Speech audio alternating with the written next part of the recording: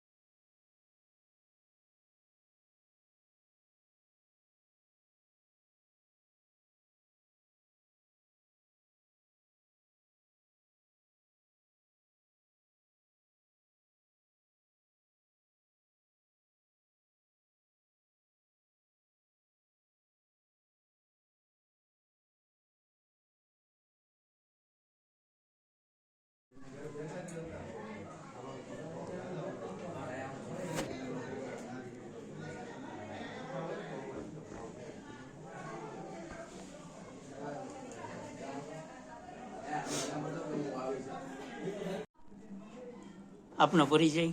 ભાવનગરથી રવિ બાપુ, રજવાડી મામા સરકાર. આમ જોવા જાવ તો ઘણા વર્ષોથી હું એક માં બગલામુખીની સાધક છું. મેં સાધના કરતો હોય અનેક વસ્તુની મેં સાધના કરી છે. ગુજરાતમાં પ્રથમ પહેલી વખત મેં રાવણની પ્રાણ પ્રતિષ્ઠા કરી છે. આજ રાવણની એટલી બધી સાધનાઓ કરેલી છે, મામાની કરેલી છે, અનેક દેવી દેવતાઓની કરેલી છે. શું કહેશો, આજે કઈ રીતનું મામાદેવનું જન્મદિવસનું આયોજન હતું ને કઈ રીતનો કાર્યક્રમ બગસરામાં હતો? જય રજવાડી મામા, જય જન્નતવાળા મામા, જય બેરાગી મામા. ઘણા દિવસથી, ઘણા વર્ષોથી અમે આ છે ને મામાના બર્થડે ઉજવીએ છીએ. અને ઘણા સમયથી અમે મામાને માટે થઈને અનેક વસ્તુ, અમારા સાનિધ્યમાં ક્યારેય કોઈ પણ વસ્તુ મૂકવાની પરમિશન નથી.